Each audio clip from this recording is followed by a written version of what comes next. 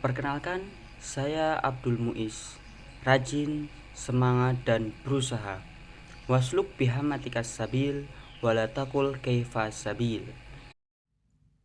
Di sini saya akan menjelaskan tentang sholat di kendaraan dari buku karangan Ahmad Sarwat LCMA.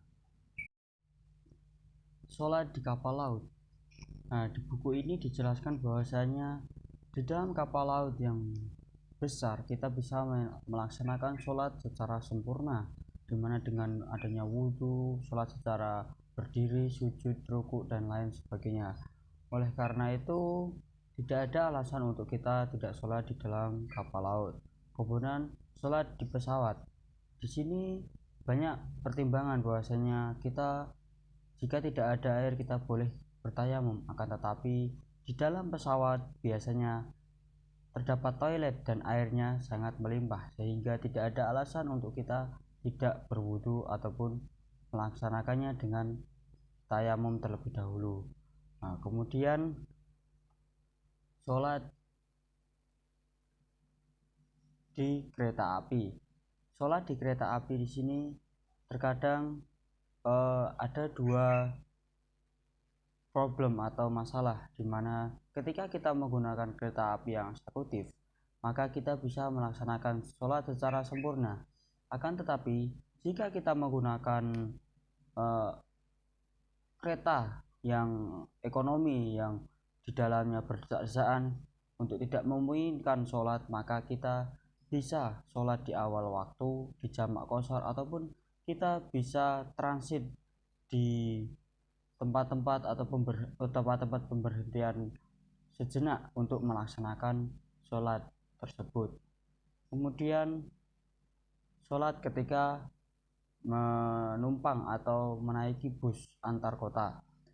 Di sini banyak yang menggunakan pendapat bahwasanya kita bisa sholat di awal waktu terlebih dahulu. Kemudian ada pula yang mempertimbangkan kita bisa sholat ketika sampai tujuan karena waktu pun bisa untuk melaksanakan sholat ketika sampai tujuan. Ada pula yang berpikiran bahwasanya kita bisa mengqashar zuhur dan asar, akan tetapi ketika nanti subuh itu adalah permasalahannya, terkadang bus tidak berhenti untuk sholat, maka kita bisa menunaikan sholat di atas kendaraan sebisa mungkin. Akan tetapi ada beberapa pendapat, yaitu yang pertama, sholat di kendaraan dan mengulanginya setelah tiba, dimana kita sholat sebisanya di kendaraan, yaitu setelahnya ketika kita sampai kita bisa mengulangi sholat tersebut. Kemudian ada pula yang berpendapat bahwasanya sholat di kendaraan dan tidak mengulangi sesudahnya, karena kita di dalam Islam terdapat rukhsah atau keringanan ketika kita menjalankan sholat. Yang ketiga yaitu tidak sholat di kendaraan dan mengkodok sesudahnya. Yang terakhir yaitu tidak sholat di kendaraan dan tidak mengganti. Di sini sangat salah sekali. Kenapa? Karena kita sebagai seorang muslim, apalagi sudah balik, kita tidak boleh meninggalkan sholat 5 waktu. Setidaknya ada 3 hal utama yang membuat sholat kita tidak diterima, yaitu tidak terpenuhinya syarat sah sholat, kemudian tidak terpenuhinya rukun sholat, dan terjadinya hal-hal yang membatalkan sholat. Pertimbangan lain mengapa kita perlu melakukan studi tentang sholat di atas kendaraan adalah kebutuhan umumnya masyarakat muslim perkotaan. Yang paling utama menjadi problem adalah masalah sholat maghrib di sore hari. Waktu sholat maghrib ini terbilang sangat singkat, namun dalam waktu itulah kurang lebih 4 juta penduduk salah satu kota, yaitu Jakarta dan sekitarnya, secara bersama-sama melakukan gerakan pulang dari tempat kerja, sehingga terjebak macet dan lain sebagainya. Nabi SAW pernah mengajarkan bahwasanya beliau pernah sholat di atas kendaraannya, yaitu unta. Rasulullah SAW bukan hanya membolehkan untuk melakukan sholat di atas punggung unta, tetapi juga langsung menegaskan bahwa beliau sendiri juga melakukannya.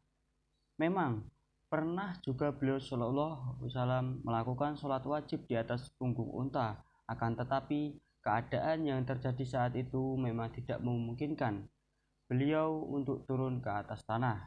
Hal itu terjadi lantaran saat itu sedang terjadi hujan yang menyebabkan tanahnya menjadi becek atau berlumpur, sehingga dalam keadaan tertentu memang masih dimungkinkan sholat wajib yang dikerjakan di atas punggung unta.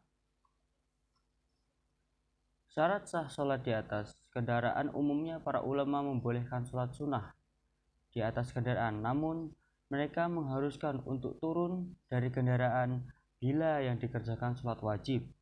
Kalaupun terpaksa melakukan sholat wajib di atas kendaraan, maka ada syarat-syarat tertentu yang harus dipenuhi.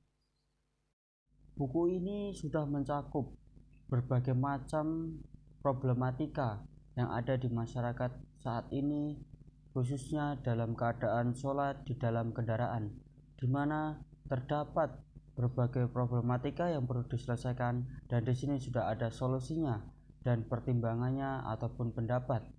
Alangkah baiknya jika kita mendalaminya agar kita tidak meninggalkan sholat 5 waktu kita sebagai kewajiban kita sebagai orang muslim, sehingga kita terhindar dari dosa dan kita dapat menjalankan ibadah sesuai dengan waktunya